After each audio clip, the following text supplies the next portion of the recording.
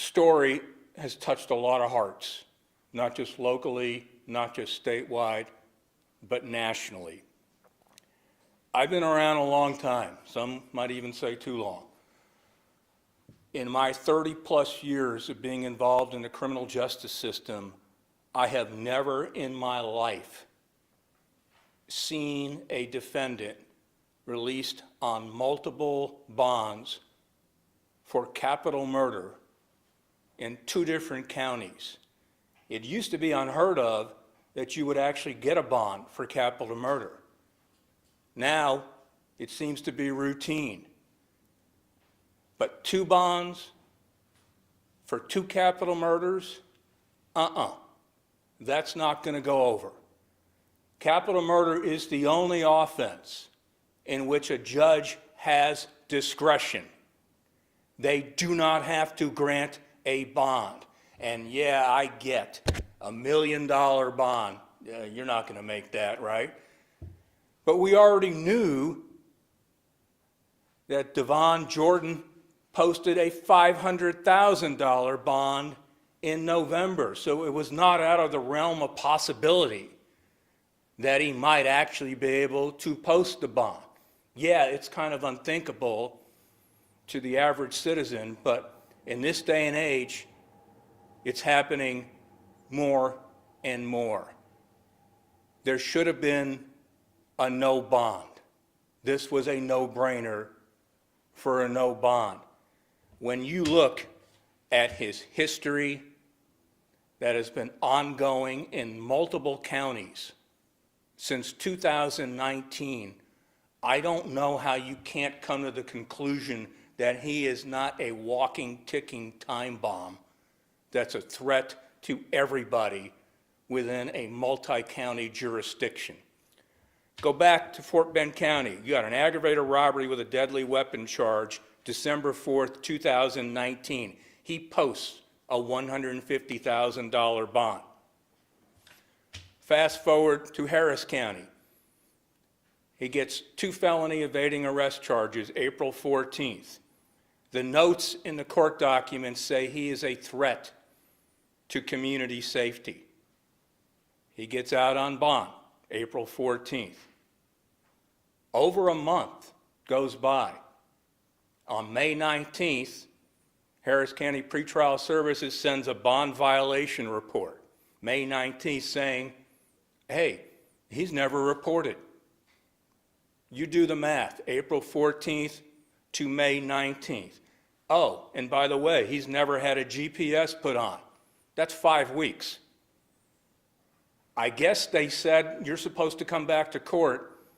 I don't know whether they actually located him or not, but the documents say you are to report to court May 27th, 2021. Do you know what happened on May 27th, 2021? That's the day that Joshua Sandoval was murdered. The same day that he was told to report in court, even though he hasn't done one condition. He hadn't even shown up. The same day. He's arrested for capital murder of Joshua Sandoval. He bonds out on capital murder. November 24th, 2021, $500,000 bond. Yeah, that's a high bond. But he's out. Meanwhile, back in Fort Bend County, his bond was actually revoked June 30th of 2021. Yet, his bond gets reinstated in Fort Bend County. November, the same day, he posts bond in Harris County. I'm sorry, but if you're on bond for aggravated robbery with a deadly weapon, you're charged with 2 felony evading arrests and a capital murder, that's not enough? I don't know what is. So now he's out. So finally, he gets charged the murder of League City businessman Jeffrey Johnson, whom everybody recalls because that case really resonates with everybody here because you're just going out to dinner. And you're followed all the way from the Galleria all the way to League City. That's a lot of following. You somehow managed to get in a gated community. Now you're charged with shooting and killing businessman Jeffrey Johnson. That, December 17th, 2021. $1 million bond is set. Again, unheard of, unthinkable. But again, you had discretion not to grant a bond. It's clearly, it's there. So you know, even though it's a high bond, you still say, okay, we'll give you a bond, even though you're on bond for capital murder, even though you're on bond for aggravated robbery with a deadly weapon, and you're on bond for 2 counts of evading arrest, felony evading arrest. You had the opportunity to keep him there. This family, and I remember when they told me, and I said, well, yeah, don't worry about it. Yeah, I was wrong, and we're all wrong. So we find out, and they'll tell you how they found out. You know, there was no courtesy, you know, they just found out. So he is out now on a total of $1,650,000 worth of bonds in 3 counties.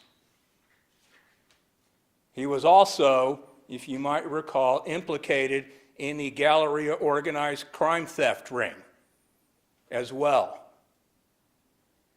He is a ticking time bomb. There is no way anyone in the public is safe while he is out here. And what in your right mind do you really believe that someone is going to show up in court in Harris County and in Galveston County to face a capital murder charge with the potential of actually giving the death penalty or life without parole? Come on. Another interesting note, February 28th, 2022, the court states that the defendant must report to the 185th District Court in Harris County, where he was originally given the $500,000 bond, must report 24 hours if you do get released on bond in Galveston County, so that we can set additional bond conditions. I don't know what more you're going to set, because that was actually reset to April 28th. We feel it's imperative that the public be made aware. What's happened to this family, to the Johnson family, can also happen to so many other families. And that's a concern. And as someone who's worked with homicide survivors for 30 years, I can no longer tell anybody that there's no way they're going to make that bond. I can't give you that sense of security that I used to have anymore. And what kind of message are we sending out to the public, to the residents of Texas, Galveston, Fort Bend, and Harris County, that you can go and on a crime spree taking lives, robbing people, and you can still get out? I haven't been this angry, and I get angry a lot. I haven't been this ticked off in a long time. But yeah, this kind of resonates and hits home, and it should get a lot of people extremely upset, because the confidence in our criminal justice system continues to erode when you continue to enable criminal conduct over and over again. And that's the message that our judicial system is sending out to the public, that they are more concerned about the rights of defendants than you, the rights of victims, and the law-abiding public. I'm going to have Joshua Sandoval's sister, Amy, come up and talk about her family and since what happened, which these found out. And, you know, and I'm so happy and honored to have met all of them, and they become incredibly close to us. But I wish I never would have met them.